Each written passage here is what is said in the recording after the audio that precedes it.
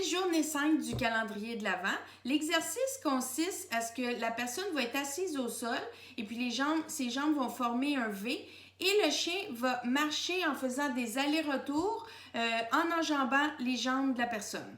Donc, c'est vraiment un exercice qui va se faire soit à la marche ou au trot, mais on ne veut pas que ce soit trop vite parce que le chien va sauter par-dessus les jambes, alors que je veux vraiment qu'il lève chacune de ses pattes pour prendre vraiment conscience autant de ses pattes avant que ses pattes arrière. Pour commencer, ça va être plus facile si on accote nos pieds vis-à-vis un mur. Donc, on vient comme créer un corridor. Le chien a comme pas le choix de passer entre nous et le mur. Donc, c'est plus facile pour lui visuellement de figurer passer par-dessus nos jambes. Ensuite de ça, on va avoir de la nourriture dans nos deux mains. Donc, j'ai des récompenses dans les deux. Et puis, comme ça, je vais pouvoir l'attirer d'un côté et après ça, l'attirer de l'autre côté. Donc, il va pouvoir faire des mouvements d'aller-retour. C'est sûr que si j'ai un grand chien, il est long, donc c'est plus facile si j'ai le bras court de faire en sorte qu'il soit complètement sorti de mes deux jambes. Alors dans ce cas-là, quand j'ai un chien qui est plus long, ce que je peux faire, c'est simplement lancer la récompense à peu près à 2-3 pieds. Il va la manger et il revient et je la relance de l'autre côté, 1-2-3 pieds. Par contre, il faut faire attention, le fait de lancer la récompense, des fois, ça va exciter le chien et puis ça va faire qu'il va vouloir sauter par-dessus nos jambes. Donc, c'est super important. On veut que ce soit une vitesse de marche ou de trot pour vraiment travailler la proprioception. Donc, ça, c'est la conscience du corps dans l'espace. Donc, lever chacune des pattes indépendamment pour bien travailler chacune de ses pattes.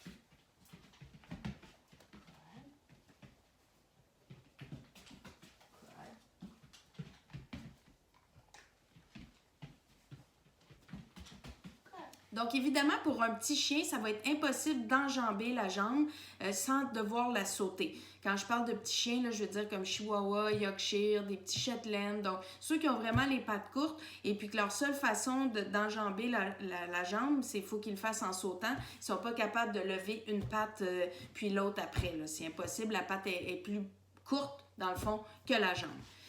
Donc, puis ici, on veut vraiment travailler un travail de proprioception. Fait que la façon de pallier à ce petit problème-là, ce que vous allez faire, c'est que vous allez vous asseoir en indien. Donc, je veux pas que vos jambes dépassent en V pour pas que le chien ait le goût de sauter par-dessus la jambe.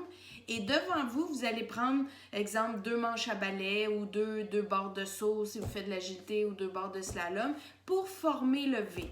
Et ça va être super important, il faut taper les barres au sol parce que si jamais le chien l'accroche, je ne veux pas qu'il marche dessus puis qu'il roule parce que là, ça pourrait être dangereux. Donc, il faut vraiment fixer les barres au sol avec du tape. Et puis, vous vous asseyez en indien pour être sûr que vos jambes ne dépassent pas. Et puis là, dans le fond, les 2 barres ou les 2 manches à balai vont être en guise comme si c'était vos jambes. Donc, le chien va enjamber le manche à balai, les 2 manches à balai, il va au target, il enjambe les 2 manches à balai, il va à l'autre target.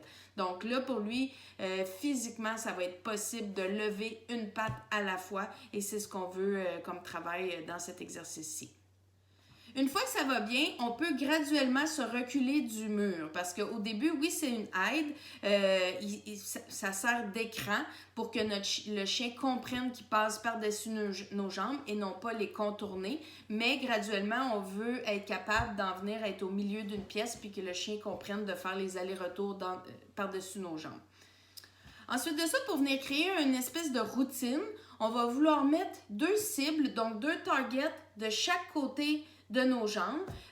Moi, j'ai des targets d'entraînement, mais ça pourrait être 2 débarbouillettes, ça pourrait être 2 serviettes aussi. Il faut juste que ce soit quelque chose que visuellement le chien comprend qu'il doit aller mettre ses pattes dessus. C'est pas obligé d'être les 4 pattes, comme moi, je demande que ce soit les 2 pattes avant. Okay? Donc, j'ai mes récompenses encore dans mes 2 mains. Je commence mon chien sur une serviette ou les 2 pattes avant sur la débarbouillette. Et là, je vais lui dire de marcher entre mes jambes. Et moi, mon mot, c'est target. Donc, je vais dire à mon chien target et il comprend d'aller sur l'autre cible de l'autre côté. Et là, je vais récompenser à ce moment-là. Puis, je lui redis target de l'autre sens. Donc, ça devient beaucoup plus fluide comme mouvement. Et le chien comprend qu'aussitôt qu'il arrive à un côté, il faut qu'il aille de l'autre côté. Donc, il comprend c'est quoi le jeu de passer par-dessus les jambes. Target. Target. Target. Target. Target. Yes. Target. Yes. Target. Au niveau des séries et des répétitions, donc pour le chien adulte en santé qui n'a pas de conditions spéciales, faire l'aller-retour, ça va être une répétition et puis on va faire 3 séries de 5. Encore là, on peut aller jusqu'à 3 séries de 10, tout dépendant du niveau d'énergie de notre chien puis ce qu'il est capable de nous donner.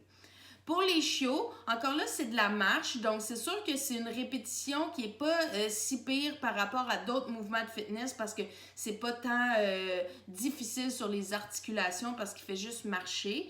Mais je dirais, mettons, peut-être 1 ou 2 séries de 5, ce serait suffisant. Et puis pour les chiens qui sont plus âgés aussi, ben ça dépend, vu que c'est pas un exercice qui est très violent au niveau des articulations, il n'y a pas d'impact vraiment. Je dirais que là aussi, on peut aller à 1 ou 2 séries de 5, tout dépendant de ce qu'il est capable de nous donner. Puis peut-être même qu'il serait capable de faire aussi 3 séries de 5. Encore là, il faut y aller du jugement. Donc, vous voyez quand votre chien commence à fatiguer, un signe qu'il fait super bien, puis que là, il se met à sautiller, ça peut être un signe de fatigue parce que c'est trop difficile pour lui de lever chaque patte puis de vraiment réfléchir à travailler chaque patte indépendamment. C'est plus facile pour lui, poup, il va sauter ses 2 pattes en même temps, donc ça pourrait être un signe de fatigue. Une autre variable qu'on peut ajouter, c'est de venir travailler un peu au niveau de la flexion de la colonne vertébrale. Donc, au lieu d'envoyer le chien sur des targets d'un aller-retour en ligne droite, on peut le faire courber, donc venir récompenser sur le côté de nous au lieu de récompenser en avant. Donc, on fait comme des demi-cercles avec notre chien. Donc, il fait un demi-cercle qui s'en vient vis-à-vis notre côté de corps, on récompense ici. Il repart et il refait un demi-cercle et on récompense de l'autre côté. Donc, c'est une autre variable possible qui travaille des muscles différents aussi. Donc, on peut varier entre la ligne droite et aussi le demi-cercle.